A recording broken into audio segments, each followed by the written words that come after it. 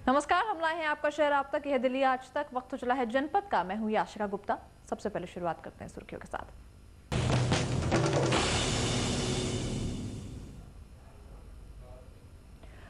बुढ़ापा अक्सर हिकारत और उपेक्षा का शिकार होने वाली उम्र, लेकिन जरा ठहरिए, सोच के दायरे को फैलाइए। इसी समाज में बुढ़ापे को ठेंगा दिखाते हुए कई नायक आपके हमारे बीच से निकले हैं, जिन्हें उम्र की बंदिशें कतई बर्दाश्त नहीं, जो उम्र से परे होकर सोचते हैं कुछ कर दिखाने का, जिनका जज्बा युवाओं को भी शर्माने पर मजबूर कर दे, और शायद जो कहे बुढ़ा होगा तेरा बाप। सीधे चलते हैं मेरे सहयोगी प्रतीक त्रिवेदी के पास।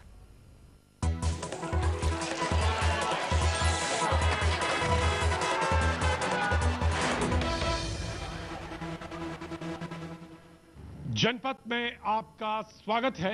मैं हूं प्रतीक त्रिवेदी। आज गला साथ नहीं दे रहा है, लेकिन जहां तक दिल और दिमाग की बात है, मुद्दे से बिल्कुल जुड़े हुए हैं। पिछले 10 दिनों से, जी हां, वो जिक्र करना बेहद जरूरी, जिस मुद्दे के साथ था, जहां से रिपोर्ट कर रहा था, वो भी एक आंदोलन था, अनशन से जुड़ा हुआ था। जी, इशारा बिल्कुल सही है आपका। बाबा रामदेव के आंदोलन के साथ और वहां पे अनशन के साथ जुड़ा रहा, और तुरंत अभी कुछ के 1.5-2 घंटे पहले मैं पहुंचा। और निश्चित तौर से आपके बीच में आना हमेशा अच्छा लगता है, और इस प्रोग्राम के साथ फिर एक बार हम यहां पे मौजूद हैं। जिक्र हमने उसका इसलिए किया क्योंकि वहां भी बुजुर्ग मौजूद थे, कुछ मुद्दों पे वो बात कर रहे थे। वहां भी युवा मौजूद थे और कुछ मुद्दों से जुड़ना चाह रहे थे। वो निर्देशन मांग रहे थे, वो इस बात के लिए, खासतौर से युवा की बात हम कर रहे थे, वो चाह रहे थे कि क्या कुछ गाइडलाइंस होनी चाहिए और बुजुर्गों का इस समय, मौजूदा समय में क्या उपयोगिता है, और वो उपयोगिता क्या निर्देशन दे सकती है, और क्या कुछ किया जा सकता है इस बदलते समय में, खास तौर से बुजुर्ग की जो हैसियत है समाज में, वो क्या कुछ कर सकती है। निश्चित तौर से आपका ये प्रोग्राम है, और इस प्रोग्राम में आप दिल्ली से भी जुड़े होते हैं, और दिल्ली में खास तौर से वो बातें बुजुर्गों को लेकर हम आज यहाँ पे करेंगे। इससे पहले भी हम इस मुद्दे को छूते रहे हैं, बात करते रहे हैं। आज एक बार फिर हम इस मुद्दे को छुएंगे, बात करेंगे। जहां हम आपका तारुफ करा दें कि जो लोग आज हमारे बीच में यहाँ पे मौजूद हैं, वो लोग कौन हैं, साथ साथ यहाँ पे जो लोग बैठे हैं, यहाँ पे इस तरफ मेरे सामने, ये वो लोग भी हैं जो बहुत तजुर्बा रखते हैं। यानी इतना तजुर्बा है कि अगर आज मैं ना बोलूं तो ये सब कुछ बोल सकते हैं, और मेरी इच्छा यही है कि आज मैं ना बोलूं और ये सारे लोग बोलें और मैं सुनूं, क्योंकि अभी तक तो मैं बोल रहा था वहां से, अब मैं सुनना चाहता हूं। और आप मेरा सहयोग करेंगे। आज आप जितने लोग हैं, मैं कोशिश करूंगा सब तक पहुंचने की, और आप सब लोगों को जानने की जितना मेरा सामर्थ्य है, मैं पूरी कोशिश करूंगा आज। तो जो लोग हैं यहाँ पे, उनका मैं तारुफ आपसे जरूर कराना चाहूंगा। जी हाँ, हमारे साथ यहाँ पे जो लोग आप यहाँ पे मौजूद हैं, सबसे पहले कि बुजुर्गों का प्रोग्राम आप जरूर करेंगे। थकान तो नहीं होती या जवानी? देहलवी साहब मेरी तरफ देख रहे, जानते हैं वो कुछ बोलना चाह रहे हैं, मैं मौका दूंगा। जय गुप्ता साहब, आपका बहुत बहुत स्वागत है। आज आप हमारे शो में उस तरफ बैठे हैं और बहुत कुछ शेयर करने के लिए। Thank you so much. जी हाँ, रिकॉर्ड की बात करें तो बगल में एक जो शख्स हैं, इनका नाम ही गिनीज ऋषि है। इन्होंने एक बहुत अच्छा रिकॉर्ड बना रखा है, अपने पूरे शरीर पर टैटूज बना रखे हैं। जी हाँ, और आप हमारे बीच में मौजूद हैं। थैंक यू सो मच ऋषि जी। इस उम्र में रिकॉर्ड बनाते हुए, मेडल देखते हुए बहुत अच्छा लगता है।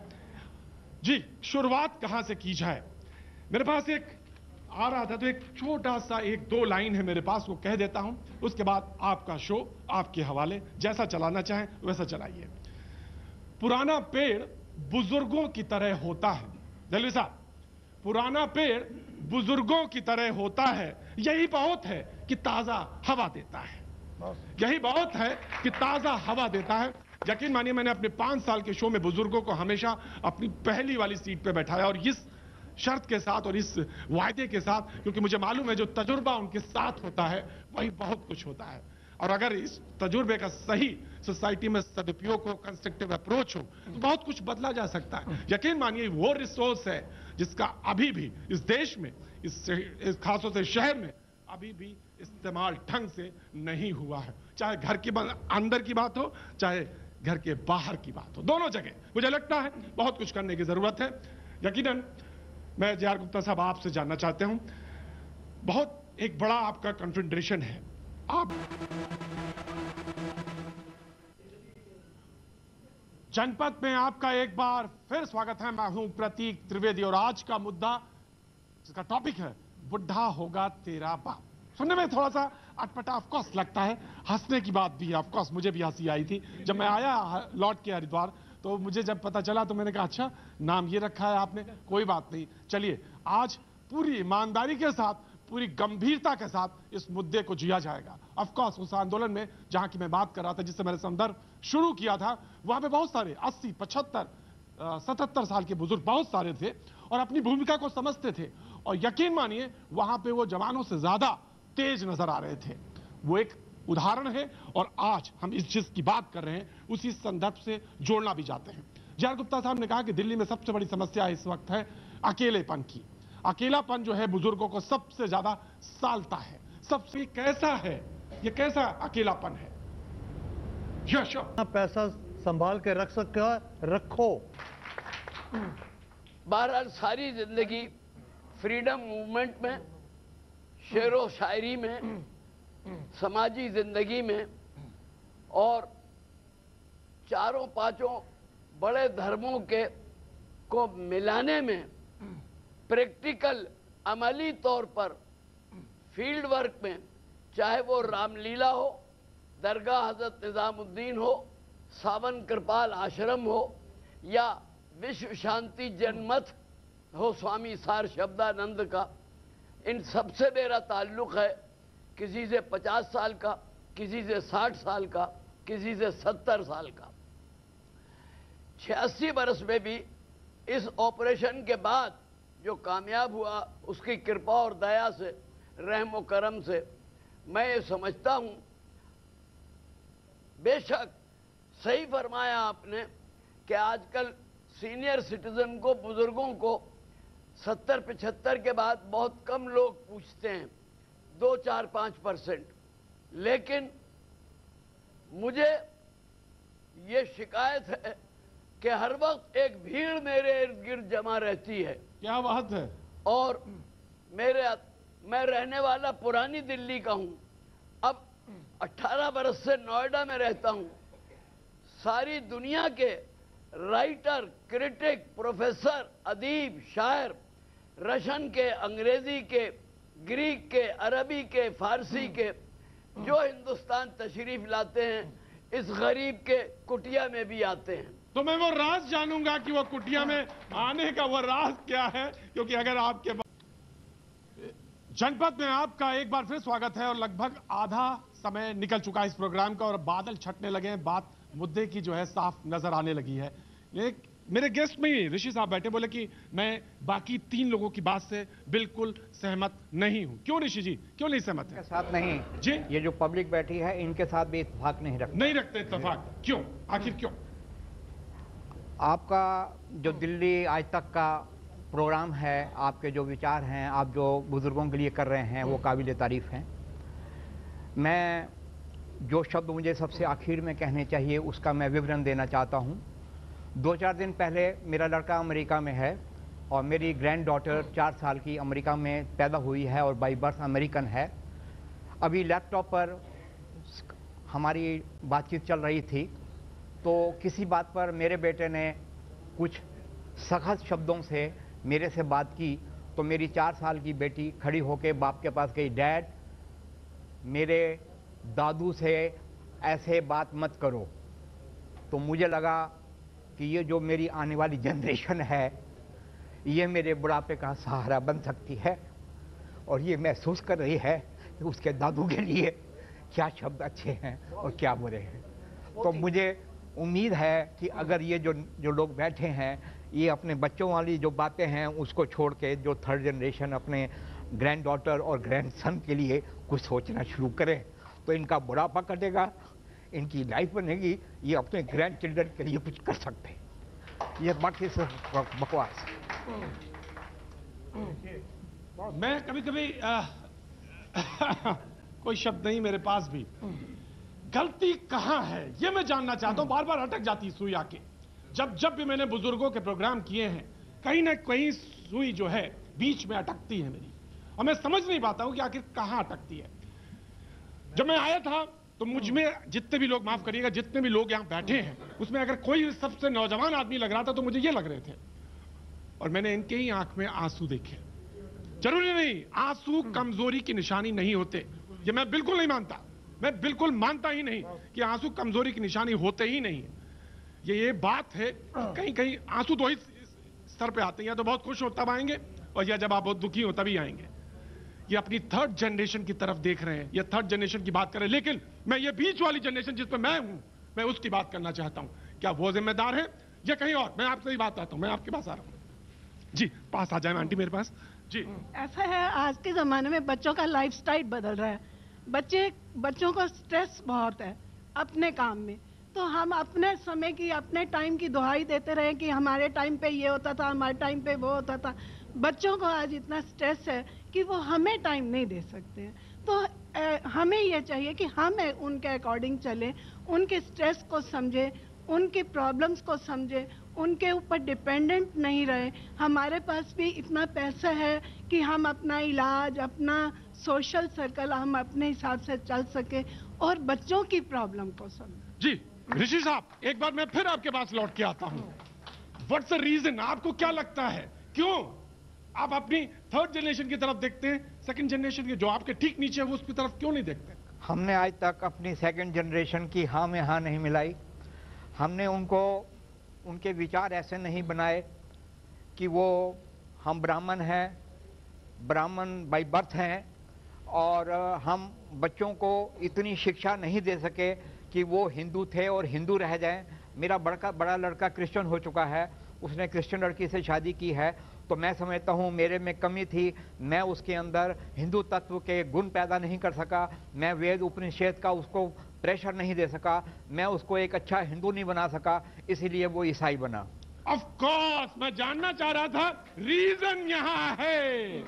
यकीन मानिए आपने नहीं किया, पर आप तो चाहे भूल में हो, आप कह रहे हैं भूल में, लेकिन यकीन मानिए दुनिया की जो सबसे अच्छी शिक्षा थी वो उसने ले ली और उसके पास है। यकीन मानिए मेरा भी बेटा है और मैं अपने बेटे को मैं फक्र करूंगा। अगर आपका बेटा ऐसा है तो मैं भी फक्र करूंगा। यकीनन मैं इस पर ज्यादा कमेंट नहीं करना चाहूंगा, लेकिन यह अच्छी बात है। अगर सोसाइटी में कहीं ना कहीं कोई चीज फॉर्म हो रही है तो उसको होने दीजिए, और वो बेहतर की तरफ जा रहे हैं। जितने खांचे काटेंगे अंकल उतनी ही परेशानी और होगी। ऑफ कोर्स आप कुछ जोड़ना चाह रहे थे, और ये बात जब जितनी बार कही जाएगी, जितनी बार शेयर की जाएगी, जितनी बार बोली जाएगी, यकीनन मैं दुख आपका समझ सकता हूं, मैं आपका दुख को जान सकता हूं, क्योंकि जहां पे संस्कार जुड़े होते हैं, जहां जड़ें होती हैं, वहां पे जब चोट लगती है तो दुख होता है, कष्ट होता है। लेकिन ये नए जो फॉर्मेशन है इसको भी समझना बेहद जरूरी है। जी जनपद में आपका एक बार फिर स्वागत है। मैं हूं प्रतीक त्रिवेदी। कहते हैं सूद से ज्यादा ब्याज प्यारा होता है। कहीं कहीं बात, वो जब उधर से मैं बात कर रहा था ऋषि साहब से, तो उन्होंने कहा कि आप अपने पोते की तरफ देखिए तो ज्यादा खुशी होती है। ऑफ कोर्स अच्छा लगता है, लेकिन यकीन मानिए मेरे बुजुर्ग हैं, आलिम हैं, मैं थोड़ा सा कह सकता हूं, अगर इजाजत हो तो मैं सिर्फ इतना कहना चाहता हूं कि अगर सुधारा नहीं गया तो मेरी भी हालत वही होने वाली है। तो यकीनन मानिए वहां पे कहीं ना कहीं सुधार की जरूरत है, और वो जो कमी रह गई है उसको अगर आईना देखने की जरूरत है तो यकीन मानिए आईना देखना चाहिए। आपको साहब के पास आता हूं, मैं फिर आपके पास आ रहा हूं। जी कल भी जवान है, परसों भी जवान रहेगा। हिंदुस्तान में जब औरत आती थी बहू बन के आती थी। क्यों? अपने बाप के घर में बेटी होती थी, भाई की बहन होती थी, ससुराल में बहू होती थी, बीवी होती थी, भाभी होती थी, माँ होती थी, माता होती थी, मालकिन होती थी। मगर आज गंदी शिक्षा मिलती है, गंदी दीक्षा मिलती है। आज़ादी के नाम से दुनिया भर के जो गलत ऑर्गेनाइजेशन है औरतों को कहते हैं आज़ादी लो, तुम भी इक्वल राइट रखो। हम कहते हैं इस देश में इक्वल नहीं, इक्वल से भी ज्यादा था। यही एक देश है जहां औरत को देवी कहा जाता है, मां कहा जाता है, लक्ष्मी, अहिल्या, कुशल्या, द्रौपदी, कुंती, बंती, गंगोत्री कहा जाता है। यही एक देश है, तीन ताकतें हैं, सरस्वती, विद्या, दुर्गा भवानी, लक्ष्मी। लक्ष्मी की कौन है? वो भी देवी है, वो भी औरत है। ताकत की कौन है? वो भी एक यही दुर्गा भवानी है। मगर जब ये तोड़ेंगे, फोड़ेंगे, औलाद जलाद बन जाए बनाओ और अपनी दोस्ती लगानी है, अकेलापन मत समझो। हमारा दोस्त टीवी है, अखबार हैं, किताबें हैं, सेवा है, इंसाफ है, न्याय है, ये हमारा दोस्त है। और यदि बच्चों को बनाना है, इंसान बनाओ, डॉक्टर, वकील, जज से ज्यादा, डीपीएस, सीपीएस, मॉडर्न से ज्यादा एक अच्छा देवता, एक अच्छा इंसान बनाओ, आपकी सेवा भी होगी। बहुत अच्छी बात अंकल, बैठिए। बहुत अच्छी बात अंकल ने बहुत अच्छी बात कही, लेकिन सारी बातों नहीं बोलता है, वो दिल से ही बोलता है। तो जितना बोलेंगे, शेयर करेंगे, इलाज उतना ही होगा और उतना ही हम नजदीक पहुंचेंगे। मैं आपको उठाना चाहता हूं, वो कहते हैं कि बराबरी का हक नहीं मिलना चाहिए और जैसा पहले था वो ज्यादा बेहतर था। आप सहमत हैं? नहीं, औरत को हमेशा डिपेंड खुद पे ही होना चाहिए। ये जरूरी नहीं कि मतलब घर पे ही डिपेंड रहेगी। नहीं, मैं ये कह रहा कि अंकल ने कहा कि बराबरी का हक नहीं होना चाहिए, पहले जो था मिलना चाहिए। जीवन भगवान ने सबको एक समान दिया है। भगवान ने जीवन में कोई अंतर नहीं किया, चाहे वो बेबी हो चाहे बेटा हो, जीवन समान है। इसलिए अंकल का ये भी कहना था, ऑफ कोर्स मैं उसको और रिफाइन कर देता हूं। अंकल का ज्यादा मतलब ये था कि पुराने समय में बराबरी का हक था, इस समय गैर बराबरी हो गई है, ऐसा कहना है। नहीं, इस समय ऐसा कुछ नहीं है। आजकल औरतें अपने ऊपर डिपेंड हो गई हैं, अपने लिए सोच सकते हैं। वो मर्दों पे इतनी डिपेंड नहीं है, इसलिए शायद मर्द लोग ऐसा सोचते हैं, मैंस लोग, कि औरतें अब अलग हो रही हैं, अपने ऊपर डिपेंड हो रही है, हमारे साथ नहीं है। ऐसा कुछ नहीं है। हर औरत अपने ऊपर खड़ी होना चाहती है, मोहताज बन के कोई नहीं रहना चाहता। जी जी जी जी जी जी। अब ये बात कहीं महिला और पुरुष के डिवाइड के बीच में आ जाए, इसलिए मुझे संभालना भी बहुत जरूरी है, क्योंकि बात आज से बुजुर्गों की है। बात यहां पे आ गई थी कि परिवार में बीच में जो विघटन है, कहीं टूट है, वो कहीं कारण क्या है, इसी के लिए तलाशते हैं। ह्यूज टॉपिक है, बड़ा टॉपिक, इसलिए बीच बीच में इसको ढूंढना बेहद जरूरी। वक्त छोटे से ब्रेक का, ब्रेक के बाद हम आएंगे। ऑफ कोर्स आंटी आपके पास जरूर हम आएंगे, छोटा सा ब्रेक लेते हैं।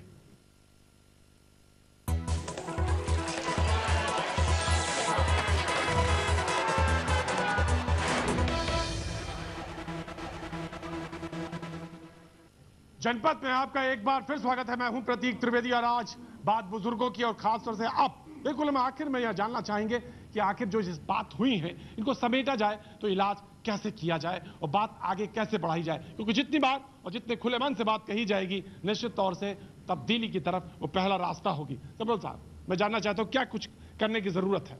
देखिए, पहले शादी से पहले ट्रेनिंग मिलनी चाहिए कि बच्चों को देखभाल करना है, उनको सिखाना है कि बुजुर्गों की देखभाल करनी है, इज्जत करनी है, प्यार करना है, क्योंकि वो जमाना चला गया है। बहू को बेटी बनाए पहले। जी, के द्वारा हम इसका सलाह करते हैं, उसका समाधान करते हैं। आपका कन्फेडरेशन का नंबर क्या है? मैं फ्लैश करना चाहता हूं जिससे लोग बात कर सकें और आप हमारा नंबर है 981048 88 059 059। जी ऋषि जी, आप कुछ क्या जोड़ना चाहते हैं? मैं बहुत कुछ कहना चाहता हूं, बशर्ते कि आप टाइम अलॉट करें। Very short. Very short. जी, मुझे कहते हुए शर्म नहीं आ रही कि मैं एक कामयाब बाप नहीं हूं, बट मैं बड़े गर्व के साथ कहता हूं कि आने वाले टाइम में मैं एक कामयाब दादू बन के दिखाऊंगा। नंबर 1, जो मेरे ग्रैंडसन और ग्रैंड डॉटर हैं, मैं उनका एक अच्छा दादू बन के दिखाऊंगा। ये जो बहस चल रही है, मैं इस पर कुछ छीटाकसी नहीं करना चाहता, बट उसके साथ मैं कहना चाहूँगा कि मैं एक अच्छा पति भी नहीं हूँ, मैं एक एप्रिशिएबल हस्बैंड भी नहीं हूँ। पिछले दिनों मैंने अपनी वाइफ से रिक्वेस्ट की कि हमारा एक बटा अमेरिका रहता है, 4 लाख रुपए महीना कम उसकी पे है, दूसरा साइप्रस रहता है, उसकी 3 लाख रुपए है। वो हमारी किसी वसीयत के मोहताज नहीं है, हमारे किसी पैसे के मोहताज नहीं है, हमारी किसी प्रॉपर्टी के मोहताज नहीं है। दे आर अर्निंग $1,000 जो भी हो, 4 लाख रुपए महीना। तो मैंने वाइफ को बोला कि क्या ऐसा हो सकता है कि इस बुढ़ापे के अंदर हमारे घर में एक और बच्चा आ जाए, हम नए सिरे से बच्चे को पालें, नर्सरी करवाएं, उसको BA कराएं और बुढ़ापा अपना शान से निकालें। तो मेरी वाइफ कहती है कि इस बुढ़ापे में मैं आपका साथ नहीं दे सकती, मुझे अपने बच्चों का ख्याल रखना है, अपने पोते पोतियों का ख्याल रखना है। तो मैं महसूस करता हूँ कि मैं एक कामयाब हस्बैंड भी नहीं हूँ कि बीबी मेरी कोई बात नहीं मान रही। जी, कहीं ना कहीं पूरी बात है, सिर्फ इसको मुस्कुरा के छोड़ देने भर की बात नहीं है, क्योंकि कहीं ना कहीं कुछ ना कुछ तो बात है जो निराशा है, वो जो बात आ रही थी सामने। यू वांट टू से, मैं आपको भी इधर पकड़ में खड़ा करना चाहता हूं जिससे वक्त बहुत कम है मेरे पास। जी हाँ, बलबीर हमने शेरो सुखन ने 65 मुल्क दिखा दिए। शेर साहब, ये 3 शेर नेहरू जी ने सुने तो कम्युनल हार्मनी के लिए अर्ज करता हूं कि कौम का सौदा, वफा का शौक, खिदमत की उमंग, कौम का सौदा, वफा का शौक, खिदमत की उमंग, बस इन्हीं 2-3 के सदक़े में दिल आबाद है। क्या बात है, ये बात सारी है भाई साहब, ठहरिए भी अधूरी है। श्रीमान जी, ब्रेक का मैं आज सिर्फ इतना ही, मुझे मालूम है शेर पूरा नहीं हुआ है, लेकिन मुझे ये भी मालूम है कि मेरे पास वक्त भी नहीं है। आज सिर्फ इतना ही, माफी में आता हूँ दिल साहब, मैं आपको पूरा सुन के जाऊंगा, ऐसे नहीं जाऊंगा, लेकिन आज सिर्फ इतना ही। बात बहुत सारी है, संजीदगी के साथ कहूं तो बहुत लंबी है और इसको बीच में रोका नहीं जा सकता, लेकिन फिर भी मजबूरी है। आज सिर्फ इतना ही, फिर मिलेंगे, उठाएंगे आवाज, देखते रहिए दिल्ली आज तक।